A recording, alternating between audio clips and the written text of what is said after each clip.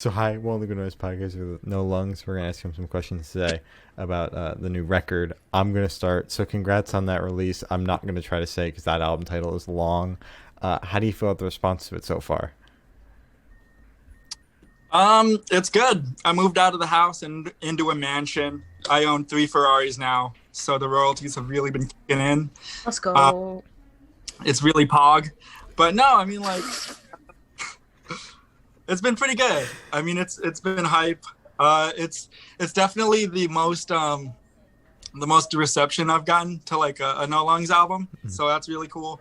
Um, a couple of the songs have really been kind of really hitting on the Spotify's, which is nice. But yeah, no, I'm really hyped about it.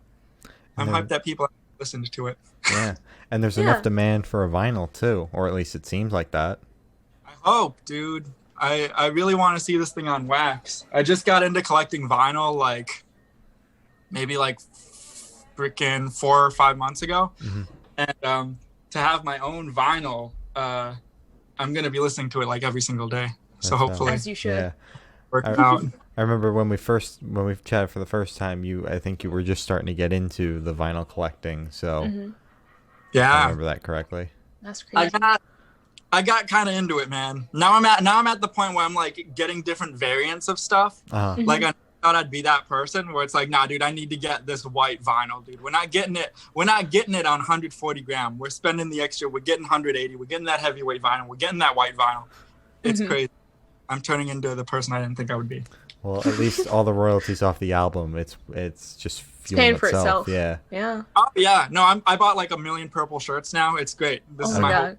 it's just your whole wardrobe. All Yep. right. Wonderful. I aspire to be just like you. Yes. Can we hurry up? I got an interview Oh. with Spin Magazine like right Oh. after. Oh my Oh, god. I'm I'm really sorry. sorry. Oh my god. Although I mean, Okay. I've heard a couple people compare us to Spin Magazine, so like, Yeah. I don't know. If I think not, we're yeah. just as important as them. Exactly. I'll cancel my interview with them. Okay. Thank you. Thank you. Okay. So, what was your writing process for this record? I'm gonna say the name. What you didn't want to happen is happening right now. My writing process. Well, I started with a song called it was called Kurt Cobain, Mhm. and I wrote that maybe like a year ago, like 2019. So yeah, like a year ago. And at that time, I wasn't really thinking about making an album. I didn't really have any plans. And then I ended up writing a couple more songs that I guess it's like they all kind of had this common theme, I guess, of just kind of like staying stagnant or being in the same place and not really moving. Like I'm like 24 now, and like the whole kind of theme that I found as I was writing it is that the whole what you didn't want to happen is happening right now thing. As far as like the songwriting and stuff goes, a lot of it's about kind of being in these like mid 20s and still feeling like you're kind of lost and don't really know what you're doing, and you feel like your wheels are just kind of like you feel like you're kind of stagnant. Um, so I guess that's kind of how a lot of the writing process came to be. Is I didn't even realize I was writing about the same stuff, and then once I did realize it, it was kind of like, well, like a lot of these themes are similar, so they fit well on an album together type thing. So Mhm. yeah, I'd say about halfway through, like there's 10 songs on it. So I'd say about the time I was finished writing maybe the fifth or sixth song, I was all like, well, let's just write a couple more and make an album out of it. Okay. So All right. Wow. So where was your headspace at while writing this then? kind of the I mean, like kind of the same place it is now. It's a lot about kind of being lost. It's a lot about this whole year has just been kind of a weird year. I mean, even besides the quarantine really had nothing to do with it. But like just the way that I feel like I've been changing versus the way others have been changing. It's super easy to kind of compare, and it's super easy to kind of like find yourself in a place where you don't feel like you're doing a whole lot and you feel kind of lost. And I guess that's kind of where my headspace was. It still is there, but writing songs about it and kind of trying to like use that as kind of a catharsis definitely kind of helped a little bit. But it's just that classic mid-20s, I don't know what the hell I'm doing type thing. All right. Yeah. All right, solid. So what band or artist influence do you think you can hear on this record, if Oh, any? God. Well, a lot of this stuff, I'm trying to think. I mean, definitely, I would definitely hear stuff that kind of harkens back to like grunge, like kind of like the Nirvana type stuff. Mhm. But I also think it would be kind of pop. I definitely hear some of the pop influence too. Like there's songs on it that, one called Future Joy, and then another one would be like, there's one called Big Enigma Energy, where all of these songs that are kind of like a little more poppy. So I'd always just consider it like, even like with the whole No Lungs thing, I get Nirvana and I get Weezer a lot. I think it's just there's that pop sensibility of Weezer, but at the same time, like it's loud and it is kind of dirty like Nirvana. So, I mean, I guess those are some things that I would hear in it for sure after listening back to it. I agree wholeheartedly. Heck yeah. So this question should be like super quick off the top of your head. I want you to describe your new record in 3 words. Super fucking cool. Oh, wonderful. Super I fucking can't- pog. Thank you. Oh my god. Super pog, dude. What does pog mean? Can I ask? Pog. What does pog?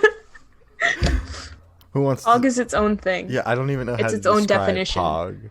Exactly. Like I What can is send you the pog? picture Pog. that like pog that it came from, but other than that, Yeah. I don't know how to like describe it. It's just pog. Kids these days. Yeah, I know. The kids. I know, right? It's I feel crazy. old. I feel freaking old now. This sucks. No. That's okay. Okay. So, is there a certain feeling you want your listeners to have while going through the album? That's a good question. I don't know, because I mean, even like organizing the whole album has been kind of like a trip. Like I knew that I wanted it to start out with the song called At Metro Square, and I knew that I wanted it to end with the song Means to an End, because I feel like it was the best way to end it. But after that, I mean, I think I kind of want it to be kind of like a roller coaster. I know that it starts out kind of abrasive and kind of heavy, but I feel like as you get to the center of it, it sort of mellows out a little bit. And then by the end of it, I think what I tried to do is the way that it kind of like lyrically especially flows to anybody who listens to the lyrics.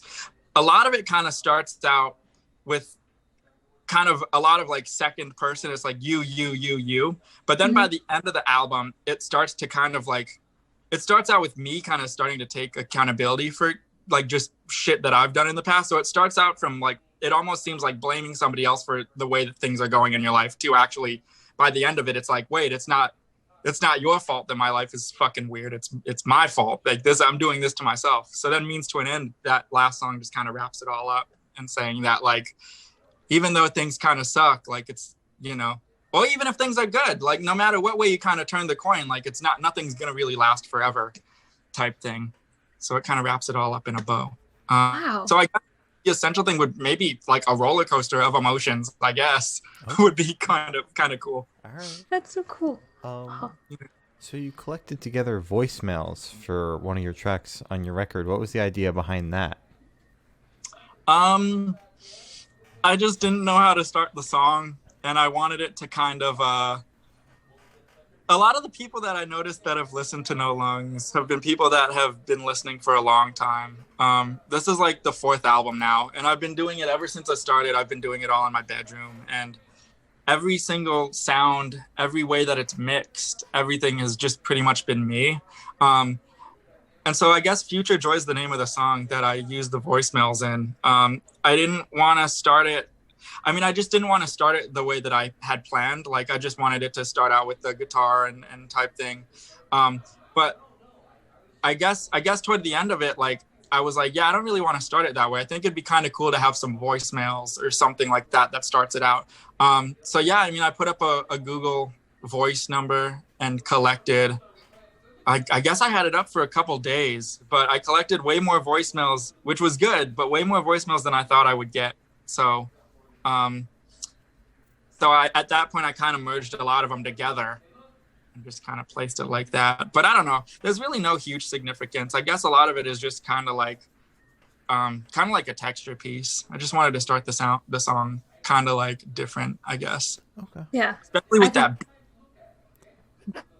I thought it was like super cool. I really liked it, just Boy, I had to including freak out like over your it. listeners. I did. It took me a second, but I got it. So That's cool. I think you're in there. I think somebody is in there. I remember mixing it, but like a lot of the sounds kind of merged together. But I think if Yeah. I remember, like I have you panned in like the left ear maybe, or maybe the right. I don't know.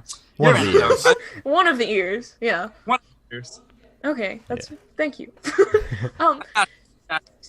So obviously we listened to the album. The first track has like this super cool like opening. It like got both Shane and I's attention, where it's like it's listing off just like the album and like how it's everything about the album. We thought it was so cool. What made you choose to open up your album with that? How did that happen? That is kind of a I kind of copped that from a different band. It was kind of paying homage because the band that I took it from is called Shellac. And they were a band. The album that I took it off of, it literally starts the first song on their album too. It's called 1,000 Hertz. The difference between that one and this one is with them, they actually had somebody come in and narrate, like just put the voiceover. This one, I literally just kind of used the text to speech just type thing. And I guess like, I just wanted like literally something like that. I wanted something that could kind of catch the attention of somebody. And I literally just wanted it to almost sound like, I don't know, almost sound like jargon that really understand. I think part of it is like No Lungs of North America, like 24-bit audio resolution, just a whole bunch of random shit. It's all like, I don't necessarily know what this means. I mean, hopefully, I mean, that's probably what a lot of people are saying. But I think it honestly just kind of sets the tone for like a really weird kind of start to an album. And I kind of wanted it to just kind of catch people's attention. I feel like if I started it the way I did without the weird voiceover, like it wouldn't be something super like, it wouldn't be the best kind of way to start an album, I guess. I don't know. But yeah, I get that. I was so, I remember like setting that thing up, and it took me like a million tries because like I had this the text to speech thing set up, and like I couldn't figure out, like now I'm gonna sound like a freaking 50-year-old man, but I couldn't how to import it to my computer to put onto the song. So I was like stressing out. I was like, how do I do this? It can't be this difficult to email this file to me. But yeah, no, I was stoked. By the time I actually like listened to it and had it in that weird feedback thing in the beginning, I was all like, dude, now you gotta make this album really good, or else you're a fucking freak. No. I'm very upset there weren't any vomit samples on there, because I know you can do your vomit on command, and you gotta incorporate that into at least one of your songs. Yeah. There's definitely like takes that started out with me like going like just like weird shit that started out that I'd end up cutting out. Just because like you don't want to hear that. You don't want to hear a song that it just starts out with and it's like, oh whoa, what the hell did he just do? Like go back. Yeah. Was that supposed to happen? Yeah. I know, right? With all these types of interviews, we like to end it off by asking if there's any new projects in the works. I know you just dropped this record, but are you working on anything new you can tell us about? I don't know, man. I mean, like if this were like a normal world, I'd say we're playing shows and we're, you know, gonna go on tour or something. But I mean, right now, nothing much. I mean, there's a couple things that I'm thinking of doing. But like an EP. This is the only album that I made that actually has other songs that didn't make it on, like outtakes, I guess. So 10 songs, it's about 45 minutes. If I kept like the 3 or 4 songs that I had, it would be like over an hour long, which I feel like is a little too long.